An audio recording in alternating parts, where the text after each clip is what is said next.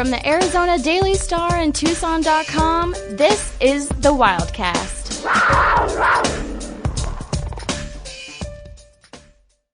Thanks for listening to another episode of the Wildcast podcast. Justin Spears in studio with Ryan Finley and Michael Lev.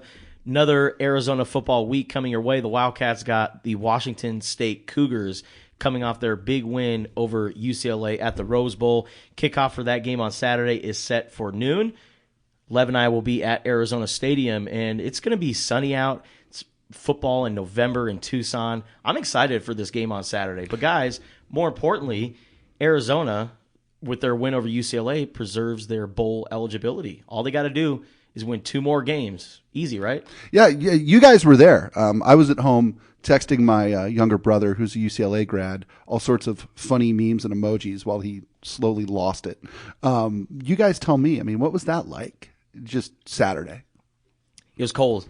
I'll tell you that. It was very, very cold in Pasadena. The coldest I've ever been in Los Angeles, without a doubt. For real? Yes. Wow. Okay. I've been to LA a handful of times, and that was the coldest I've ever been. It was like low 50s, upper 40s in Pasadena. When we got back down to the LAX area, several hours later, it was probably 10 degrees warmer down there. So I don't know. There's something about that area where it can get chilly. It's a weird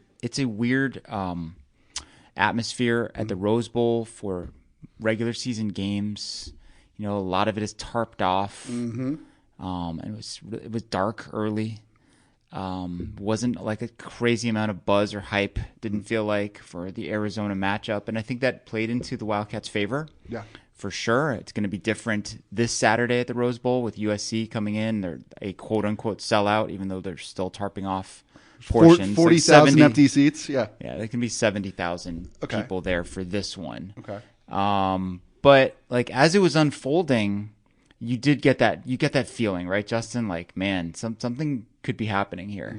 And that's just it's hard to describe what that's like when a big underdog is on the verge of pulling off an upset, especially on the road. Yeah. But there is a certain kind of cool feel to that, and you could sense it early on. They're up 14-0, and it's like, whoa, we might have a story here. You sensed it, really? I was waiting for, okay, when is it all going to unravel for Arizona? Sure. Because we've seen this movie many, many times before. Even though they go up by 2 scores, we've seen teams come back and outlast them in the second half. And I'm kind of showing how the sausage is made here. I had a deadline for going into the fourth quarter, my sidebar story. And I had pre-written a lot of stuff assuming Arizona was going to lose that game. So, tonight is Arizona's last game ever at the Rose Bowl. Factoring in what went down, this is their all-time record there, like that kind of stuff? So you had to do a bunch of, reverse math? I had to delete everything and change and tweak it because that's when it settled in for me that, oh my gosh, they can actually do this thing. They can actually upset the Bruins, and we don't know when's the next time they're going to play at the Rose Bowl. So for them to have a game like that, I thought was just really awesome for the guys. And I was telling Lev this earlier in the week, Ryan. I'm happy for 2 groups of players. I'm happy for the young SoCal kids like the Taitai Uyagalele, the T-Max, all the other kids. Jacob Manu, who was just named Pac-12 Freshman of the Week. He had 10 tackles, a pass breakup. We didn't really expect him to play this season, and now he's starting at the Rose Bowl having a performance like that. So I was really happy for those guys that they can go back home and put up that kind of performance where they're just a year or 2 removed from playing high school football in the Los Angeles area. And then I'm also really ecstatic for guys like Michael Wiley and Jalen Harris, because think about what they had to endure during the Kevin Sumlin era and then the coaching change. And then, they had every reason to leave the program, but they didn't, and they stuck it out. So I thought it was just cool to see those guys have moments like that. And I know that, we're in the media, so we can't really be biased here, but we can be happy for the players to have moments like that. Nothing wrong with saying that you're happy for somebody on a day when they have success. For me, it's funny that Lev and I talk about this all the time. More so than any other sport, football doesn't love you back sometimes, right? Practices suck. Off-season strength and conditioning sucks. Waking up early sucks. Running sucks. It does. Running stairs sucks. We can go through all of the things about football that are not fun. But the payoff is great. And when you win, and when you can win on the road in a game that nobody gave you a chance to win, I mean, these guys must feel 10 feet tall this week. Will that translate to a win over Washington State? I guess we'll talk about that a little bit later. Yeah. But, think about somebody like Jalen Harris. How much, for lack of a better word, crap has he had to endure during his Arizona career? How many practices, injuries, wind sprints, calisthenics for how many number of wins? Well, right? Say, it's like, how many it's like 100-1. Well, It's nine. It's nine. Is crap a synonym for change? Because how many defensive coordinators, position coaches? Well, that's the thing. Had, it's all this stuff, right? This is a guy who is not. I mean, my guess is that Saturday was the best day of his football life. Talking about Wiley or Harris or both? Well, I'll say Harris. Well, both of them said Wiley was numero uno. Michael Wiley's been a part of 9 wins. Yeah. He's been here since 2019. Yeah. Nine wins. 4 in 19, 1 last year, and then 4 this year. And Jalen Harris, they have won 5 games in 18. They won 7 games in 17, but he didn't play. Right. He was a redshirt that year. But yeah, very rare occasion for those guys. And I would probably also put it number 1. Hey, some breaking news here during the podcast. Scooby, right, is going to be the honorary captain for Arizona. For Arizona against Washington State on Saturday. So they finally figured out the scheduling to get two-star Scoob in here, so he'll be out there on the field, and I'm sure he'll probably participate in the Wildcat Walk and all that business. Yeah. So, he'll try to suit up, probably. They could use him, despite the defensive resurgence. They could still use him. XFL legend. Scooby Wright needs to be on a Jeopardy category someday, because I don't know how many people can say that they've been drafted to the NFL, USFL, XFL, and the AAF. I feel like Scooby Wright's in a class of his own. Cool to see Scooby come back. But all right, guys, before we go to over-unders and also our Pac-12 picks for the week, the big storyline going into this week is Jayden de Laura going up against his former team in Washington State. Jayden de Laura had a interesting career with the Cougars. He signed on to play for Mike Leach, who then went on to take the head coaching job at Mississippi State. But then he gave Nick Rolovich a chance. And it was kind of, as Greg Hansen wrote in his column, it was like a match made in heaven. It was Nick Rolovich, the former coach at Hawaii, about to coach the Hawaiian quarterback at Washington State, who chose Wazoo over Ohio State, USC. Like, people forget Jayden de Laura was being recruited by some very notable programs. I didn't know that. Yeah. Seriously? Ohio State. Oh. USC. He had an offer from Ohio State and from USC? Yeah.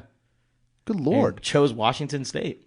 Whoa. And then goes through the COVID year. And then in 2021, with Nick Rolovich taking over, of course, him refusing to get the vaccine, it led to his dismissal. That was just a wild season for Washington State. Then the Sun Bowl happens, and Jayden de Laura doesn't play the second half.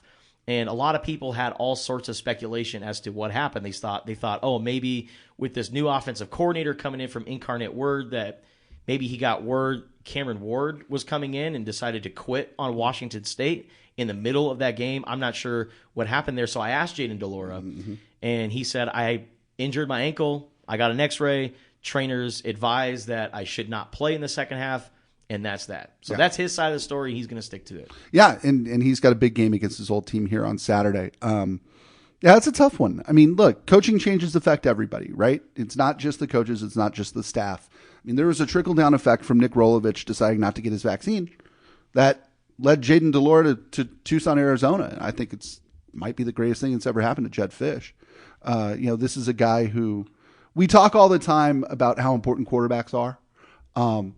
Look at last year's quarterback situation versus this year's. How many wins above replacement, so to speak, has Jayden de Laura been worth, Michael Lev? 3? Yeah, probably 2 or 3. Yeah. Yeah. What would they have done if he didn't come here? Would they probably would have brought in somebody else from the portal, and it would have been more of a competition between whoever that player was and I guess Noah Fafita. Yeah. Jordan McLeod. Oh yeah, Jordan McLeod would have been more in the mix. Yeah.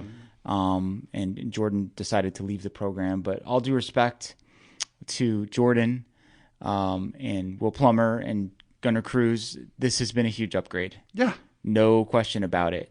It was just fascinating to me to watch like the national media who hadn't really seen Arizona play, I don't think, all season pretty much. Mm-hmm. Even when they played San Diego State, there were really good games up against that broadcast on CBS. So they were on Pac-12 Network for every conference game. Now they're on Fox, Big Fox. Mm-hmm. And there's really nothing else going on. Everyone's watching, and they're like, whoa, this guy, like, what are these crazy plays? It's like almost every play is an adventure. Mm-hmm. Some in one way or another. Sometimes good, sometimes bad, always fun. Mm-hmm. And I remember that sequence against, I think it was USC, right? He runs down the sideline, he trucks the defender, and then the next play, he throws an interception. Mm-hmm. And I think it was USC, right? Yeah. And we asked Jayden about that, and he's just like, it's the roller coaster. Mm-hmm. It's just like a roller coaster. And that's kind of what it's like with him, like he plays with a lot of energy. He plays with a lot of juice. He makes something out of nothing. Mm-hmm. And you just want to make sure in this particular game that he doesn't try to do too much, that he doesn't feel like I need to single-handedly go like John Wick or whatever on Washington State. You know what I mean? Yeah. It's a team game. You still got to play within the team structure. You have to find some way to compartmentalize all of that. We need more Shane Falco than John Wick, is what you're saying. And if we look, right, I mean, if there's a knock on him this year, it's at times when he tries to do too much, bad things happen, right? He, I think, really struggled against Mississippi State to keep from doing too much. I thought a little bit of that at Cal. Do you remember that play? Yeah. Mm-hmm. I mean, he's cutting back and forth across the field 6 times and then ends up throwing an interception. Yeah. Right. And, that's the thing is he has to stay within himself. And for most players, a home game against Washington State is probably not a very high-pressure situation. For him, this is his Super Bowl, guys, right?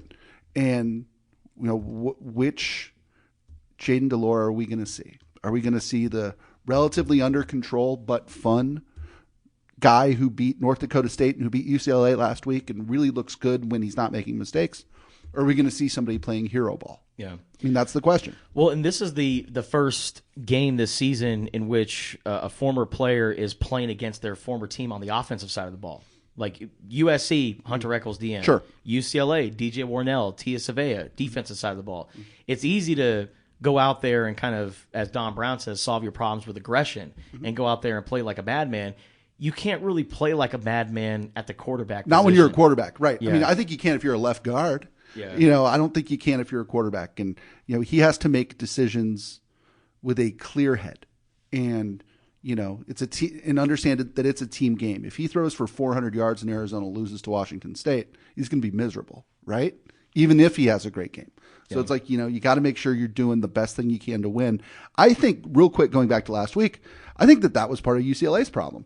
I thought UCLA last week sort of put it in DTR's hands when they didn't have to. I think that had they just handed the ball to Zach Charbonnet another 10 times, maybe they win that game. It became hero ball, especially in the fourth quarter for DTR. And you see what happens when that happens. Yeah. Bad things. And I'm kind of disappointed in Washington State fans in a little bit. Not all of them, right? I'm not lumping them all together, but a lot of them are kind of upset with what Jayden said after the game against UCLA. And I had one guy that it's personal. Yeah, I had one guy said no joke. I had one Washington State fan says I wouldn't mind to see Jayden de Laura get carted off the field, and I'm like, okay, let's get a grip here, guys. He left because they recruited a guy to take his place. Yeah, that's why. I mean, not to turn this into Jayden de Laura talk, but he left because they hired the incarnate word head coach as their offensive coordinator, and he brought his star quarterback with them. That's why he left. He didn't leave because he was mad at them or to stick it to some coach. He left because they stuck it to him. Yeah. I don't know why he hasn't been clearer about that. Yeah. I think that the kind of murky circumstances of the bowl game is still a big deal for Washington State fans. But Like the previous game, 27 for 32, 245 yards win at Washington, and in a game that they hadn't won in a while, right? It's like how quickly they forget. The week before that, 13 for 23, 259 yards, 4 touchdowns against the Arizona Wildcats in a huge win for Washington State. Now he's wow, the modern world of college football. Now he's on the other side of that particular matchup. And we'll get to it in a little bit. It's just like what Seinfeld said in one episode. It was obviously an intro when he's doing stand-up, and he's talking about, like, it's crazy how us sports fans, when you think about it, we just cheer for laundry. Yes. You know, a guy switches teams and he wears other clothes, and it's like, boo, that guy. We don't like him anymore because he's wearing different clothes. All right, we like him in our clothes, not in their clothes. Yeah. All right, guys, real quick, over-unders for Saturday's game. Let's start off with sacks allowed by Arizona. No Jordan Morgan for the rest of the season at left tackle. So you got Sam Longy playing left tackle, and Josh Donovan is expected to be his backup. Maybe Jonas Savainea can get some reps in at left tackle, but without their best offensive lineman, you expect Washington State, a team that is known for their pass rush and getting to the quarterback this year. Man, this seems like just a problematic issue for Arizona. So I'm going to go with 3.5 sacks allowed by Arizona, over under. Under. That's a little high of a number. I mean, 3 would be a lot to give up, and I think that's a reasonable number, and I could totally see that happening. 4 would be I don't know, that might even be I think it would equal the season high for an opponent against the Wildcats, so I'll take the under on that one. But if they gave up 3, that wouldn't be great either. I'm going to take the under only because Jayden de Laura is so evasive.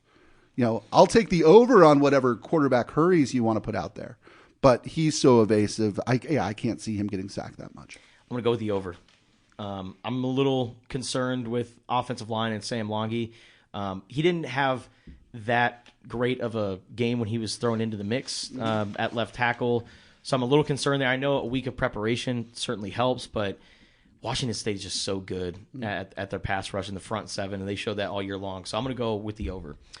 All right, sacks and TFLs combined for the Arizona Wildcats. After a great defensive performance at the Rose Bowl, I'm going to set the over-under for sacks and TFLs combined at 5.5 for the Wildcats. So just to be clear here, sacks are included in TFLs? Yes. So this is really just how many TFLs? TFLs total, yeah. They're going to have, including sacks. Okay, how many? 5.5? 5.5. I'll take the over. Yeah. Actually, they had 7 last week against UCLA. If Washington State has a weakness, it's the offensive line. And they lost their left tackle a couple weeks ago, their best blocker as well. So I think this is going to be, we'll get to it in detail a little bit more later, but I think it's going to be kind of an uglier game than a lot of ones we've seen recently.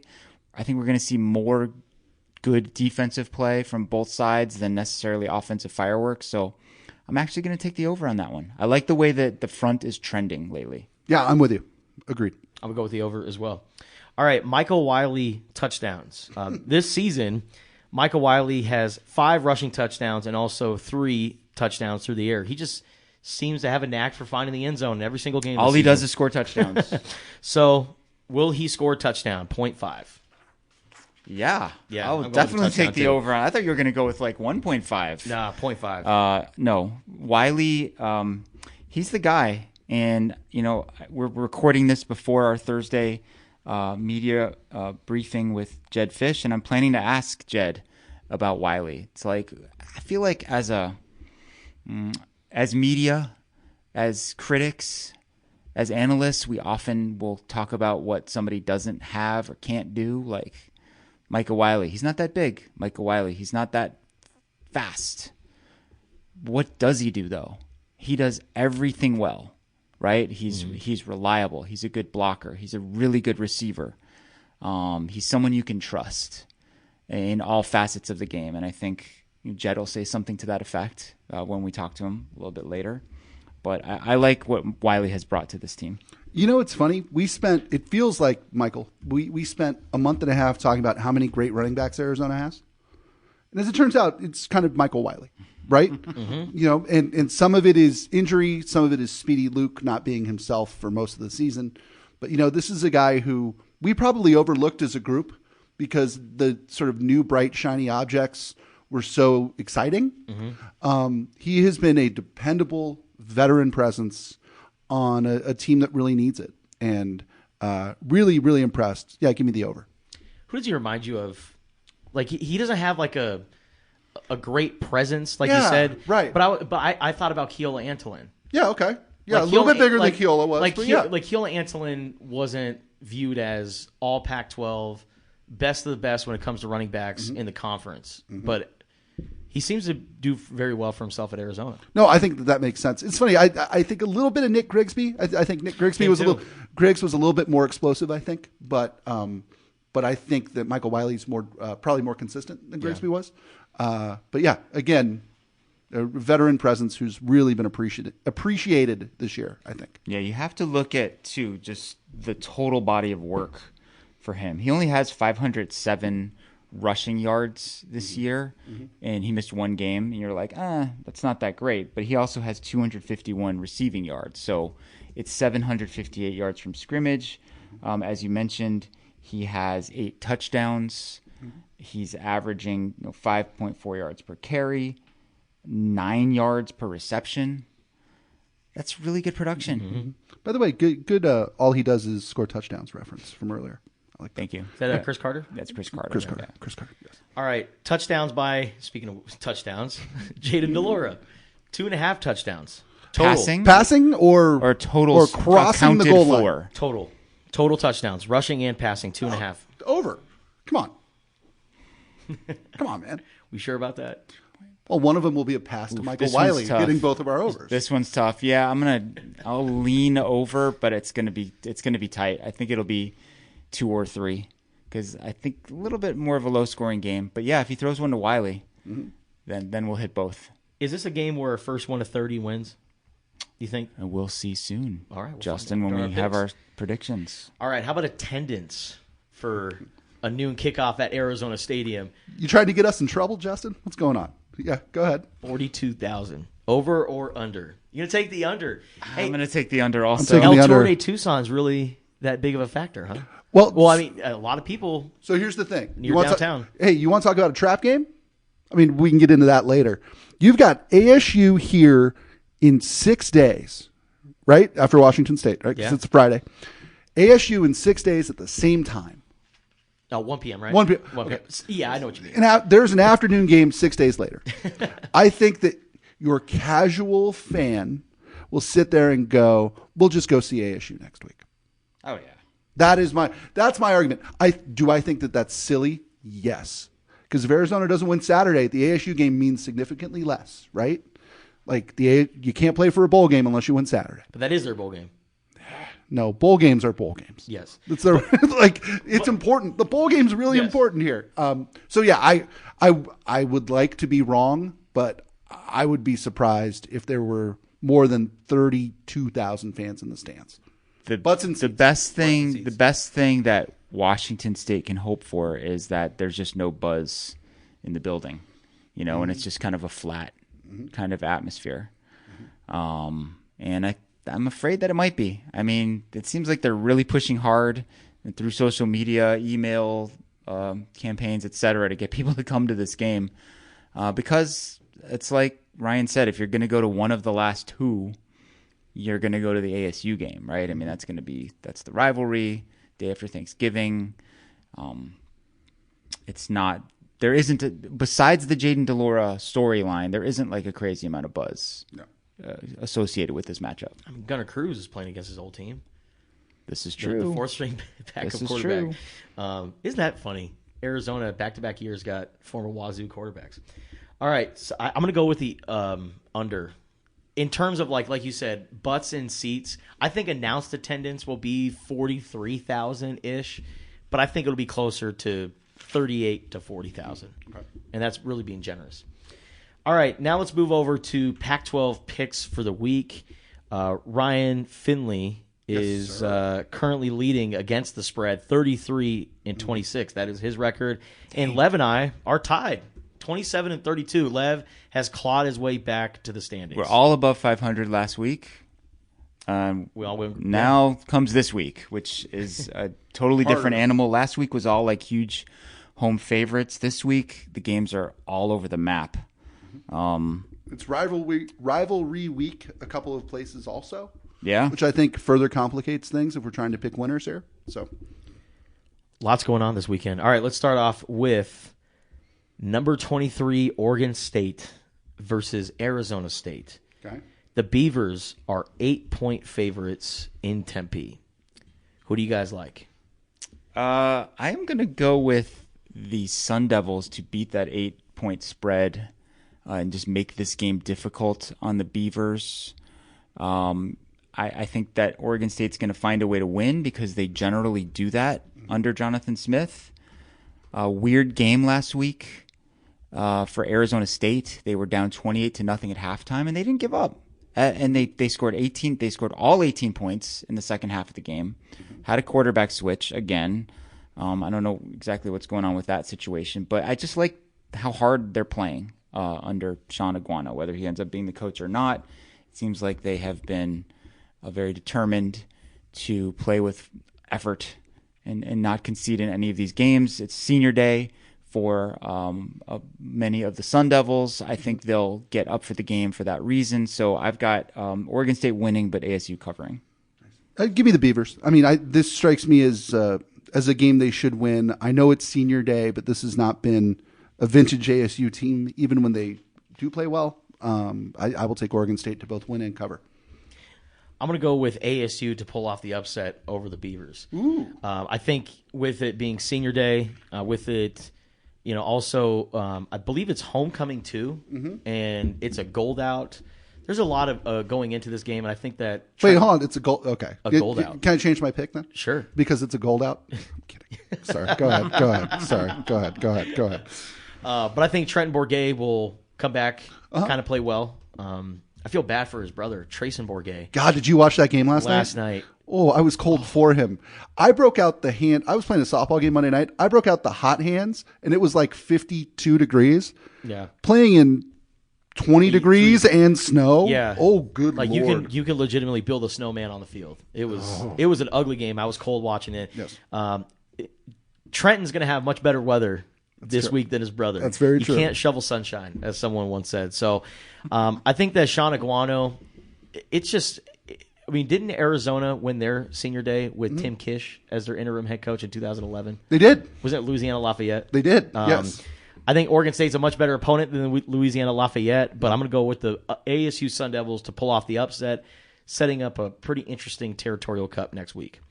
All right, now moving on to Stanford versus Cal, the big game.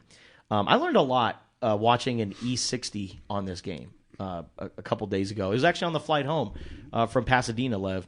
I didn't know that Ron Rivera played in that game. Oh, yeah, absolutely. Yeah. Rod Gilmore also played in that game as well.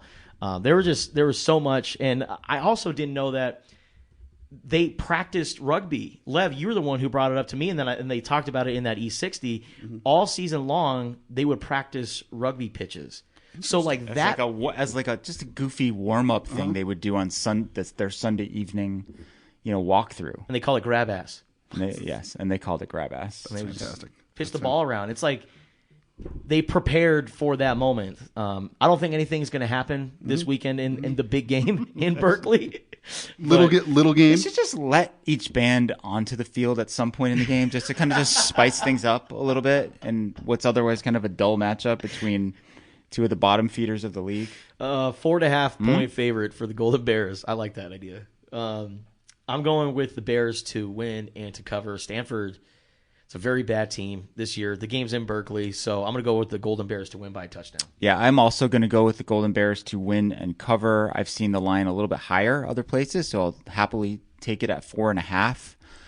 Cal just fired their offensive coordinator and offensive line coach. Never a great sign, but maybe that will spark the offense. I think Cal at their best, we certainly saw them at their best against Arizona, I think is a better team than Stanford. Stanford's they're in a bad way right now. I mean they got, what do they have going for them? I mean, they're just getting blown out. Kicking. Week after week, the kicking game, yes. Punting. Yeah, that's all. David Shaw punting from the opposition's 40-yard line. And that's just not enough. I'm going to take the Golden Bears. College cliche bingo, Michael Lev. You just hit the center square with the kicking game. The kicking game. Very good. Yeah. And it's kicking when you're just outside of the red area. The red area. Of the two programs playing here on in the big game, I think program with a U is the center square. Give me Stanford. I've been wrong on them all year. I don't know why, but Cal looks. Are you trying to blow your lead that you have built up here all season long? I like Stanford here. I mean, it's going to be a pillow fight of a game, right? I mean, I'm not sure anybody here has a game-changing player. I mean, unless it's Cal's running back. Give me the Cardinal here to not only cover the 4 but win the dang game. All right, a much bigger game, USC versus UCLA. Oh boy, this is an awesome game. Justin, I think for the first time ever on his radio show, he just caught me completely by surprise. What did I ask you? You asked me what was going to happen in this game. Yeah. And I'm like, I have no idea. And I still don't. So anyone want to go first on this one? I do have some thoughts, but go ahead. Yeah, it's a great matchup between two very talented offensive teams. In terms of star power, there's a lot on both sides. UCLA, I think, has a lot of things going for it. It's a veteran team. It's a chance to really, stamp their name on this rivalry. It's a gold out. Not a gold out. It's not a gold out. I like SC here. I do. I think UCLA, the chance for a special season went away when UCLA lost to Arizona last week. USC is so much bigger up front and better defensively than Arizona is. I think UCLA is going to have problems, and it's going to be high scoring. I mean, I like kind of a 45-42 situation, but give me the Trojans to not only win but cover. I'm going to regret this, but this is the perfect Pac-12 eats itself situation. Last week you saw Oregon fall. Obviously, UCLA losing to Arizona. Both of them have taken their names out of the CFP rankings. Now, they're still ranked, but you know what I mean. They're not going to be in the CFP. Sure. USC with one loss on their resume, going into this game, this seems like a game that USC would lose and ruin the Pac-12's chances at going to the CFP. So, Pac-12 does it to itself once again. Give me the Bruins to win on Saturday. Yeah, Bruins are getting 2 points at home, which is interesting. I'm going to try to not put too much stock into what we just saw. I think it's easy to fall into that trap. We saw them in person. They didn't look that great. That was a look-ahead game for them. Clearly, they were not as focused as they needed to be against Arizona. They thought they could just show up and win, and they couldn't. USC won't have Travis Dye, kind of the heart and soul of their team. Of course, they're USC. They'll have, they'll have guys who can run the football. Caleb Williams is a special player, no question about that. But I still think UCLA is a better all-around team. I think they're more physical. Zach Charbonnet is an absolute stud. I totally agree with Ryan. I don't know why they weren't giving him the ball on almost every play. I mean, he could have run for 250 yards in that game if they had chosen to do that. And I'm also with you, Justin. I feel like the Pac-12 cannibalizes itself every single year, and it's going to happen again. So I'm going to take the Bruins, and I'll take those 2 points as well. All right, Colorado at Washington. So you know what it is when Colorado plays at Washington, regardless of who's at home. You know what it is. Yes, it's gold out again. It was like the Rick Neuheisel Bowl or something, but it is. The winner gets a bronzed guitar with Rick Neuheisel's face on it. Minus 30.5. Minus 30.5. Yeah, there's no number big enough that I wouldn't take Washington. The number could be 42. I would take Washington. Yeah. All right, moving on. What do you think? What's your pick? I was going with Washington. Yeah, okay. I thought this was going to be very quick. I'm going to take Colorado to cover. Yes. This is a letdown game. Climbing up the standings. Letdown game for the Huskies. They're going to be sloppy. Look, they can win by 28 and still not cover. This game could be 49-21. Do you know how many millions of dollars have been lost on Colorado this year using that logic? Which is 4 touchdowns, a lot of points. had a lot of success going against Colorado, but I'm biting my tongue here, and I'm gonna take the Buffs to backdoor this thing. I can't wait for the moment Lev and I are walking back to the press box at Arizona Stadium, and he's like, "Freaking Colorado, dude!" Every time we'll be out of there, dude. The game's at 7. We'll be out of there. We'll be out of there. But I'll text you when that happens. So freaking Colorado. All right, Utah at Oregon, another one where I don't know. Bo Nix questionable for this game, and if he's unable to go, big loss for the Oregon Ducks. Oregon was favored, and now Utah is a slight favorite because of that quarterback uncertainty factor. 1 point. I would remind you of the end of last season. Utah versus Oregon, granted at Salt Lake City. What happened? Utah completely destroyed them. Then they played again in the Pac-12 championship game, and I think a lot of us were like, oh, Oregon, no bounce back, blah, blah. Nope. Utah absolutely mauled them. Mm-hmm. This is their time of year, right? It's November. It's cold. They get better and better as the year goes on. Tavian Thomas is back. I'm taking Utah, especially with the uncertainty surrounding the Bo Nix situation. Yeah. Defense travels, right? Maybe the best defense in the league still. I'm taking the Utes. Yeah. I'm going with Utah as well. Like you said, Utah travels. The uncertainty of Bo Nix, I don't know. And I'm not going to bank on Bo Nix and his health to be. I mean, you would think in a big game like this, Bo Nix is going to do everything he can to get on the field, but I don't know. Is it a big game for them anymore? I mean, their season kind of ended last year. They have no chance of making the playoff. The big game for them is next week. Yeah, against Oregon State. So I'm going to go with the Utes to win and cover. So just so I'm clear, both of you just picked against Oregon at Autzen Stadium. Mm-hmm. Yeah, we did. Okay, I'll take Oregon. I mean, separation Saturday. How many games have they lost? How many games have they lost at Autzen Stadium in the last 10 years? I mean, not many. Less than 5? Not many. I mean, yeah. Well, I mean, one of them was against Arizona. We know that. That's true. 2014. That's true. I think when I was covering Arizona, Arizona may have had a winning record at Autzen Stadium when I was covering them. It happened all the time. It was weird. Because they killed them in 2007, yeah, right? Yeah. Crazy. Anyway. All right. Now time for the big game on Saturday at Arizona Stadium. Washington State versus the Arizona Wildcats. The Cats are 4-point dogs going into this game. I see what you did there. I like that. Yeah. What do you think about this? Yeah, weird line. Look, Arizona has a lot to play for. They are alive for a bowl berth. Washington State has nothing to play for in this game. Okay, they have already clinched a bowl berth. I believe we talked about that last week. That's a huge factor to me psychologically in this game. That even if they lose, it doesn't matter. They've already clinched a bowl, and it's kind of like the inverse of last year's game up in Washington State.